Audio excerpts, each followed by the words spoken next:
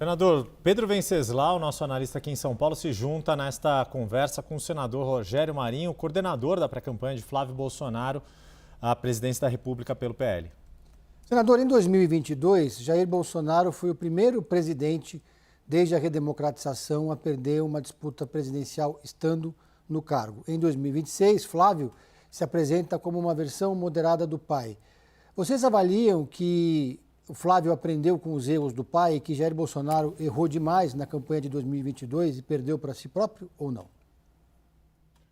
Olha, Pedro, eu considero que Bolsonaro é o maior líder político que o Brasil já viu, talvez nos últimos 40 anos. Tá? Eu vou colocar 40 anos, que é o tempo que eu acompanho a política no país. E eu falo isso como testemunha de quem viveu esse momento, quem participou de uma série de decisões e situações em que ele foi colocado.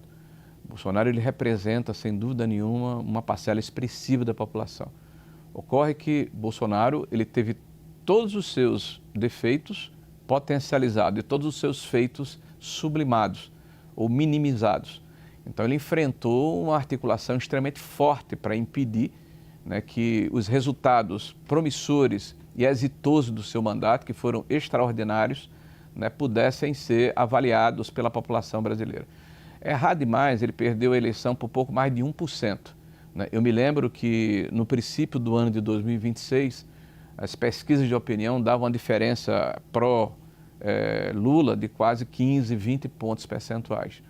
Né? Então, eu acho que o presidente, na verdade, ele fez um esforço hercúleo, mostrando-se exatamente como ele é, sem máscaras, né, sem nenhum refinamento, mas sendo uma pessoa verdadeira, sendo uma pessoa absolutamente transparente, e isso calou fundo no coração dos brasileiros. Agora, é evidente que aconteceram erros, porque se você perdeu, aconteceram erros. E nós temos aí um laboratório, Pedro. O que ocorreu em 22, nós pudemos nos debruçar sobre todo o processo, verificar onde houve fragilidade, tentar potencializar os acertos e, na medida do possível, não repetir os erros.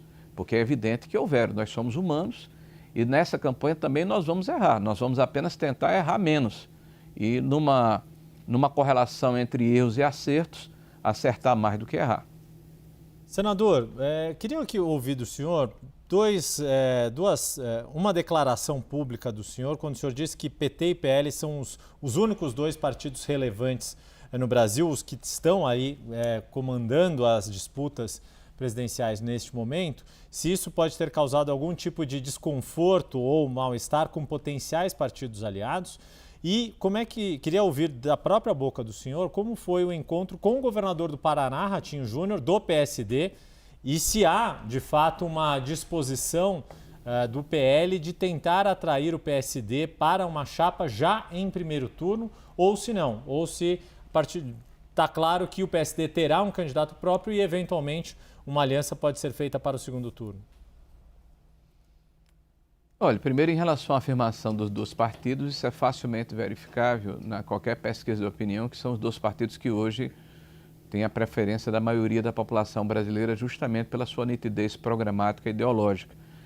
Mas a frase está descontextualizada, então em nenhum momento houve da nossa parte nenhum demérito para os demais partidos do Brasil. Acredito, inclusive, que o Brasil está passando por um momento de definição programática e ideológica das suas representações, tanto no Congresso Nacional como nos executivos municipais, estaduais e até na presidência da República. Cada vez mais o eleitor passa a se identificar com determinados posicionamentos que são publicizados pelos seus líderes políticos e, a partir daí, essa questão da personalização da política vai sendo diluída e isso é muito bom e muito saudável para a democracia. Então, nós podemos perfeitamente ter partidos importantes na direita, partidos importantes na centro-direita, no centro, na centro-esquerda, na esquerda, e partidos temáticos, mas esse é um processo do que a nossa jovem democracia está gradativamente trabalhando para que isso fique cada vez mais nítido para a população. Então, reitero, não houve nenhum demérito para qualquer partido ou para quem quer que seja.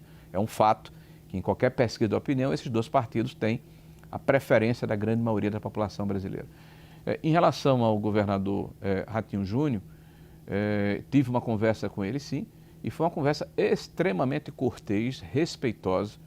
Nós, pelo fato de estarmos coordenando uma campanha eleitoral a nível nacional, temos todo o interesse de contarmos com o governador Ratinho já a partir do primeiro turno, mas ao mesmo tempo respeitamos e acreditamos que há uma completa legitimidade na sua eventual postulação à presidência da República.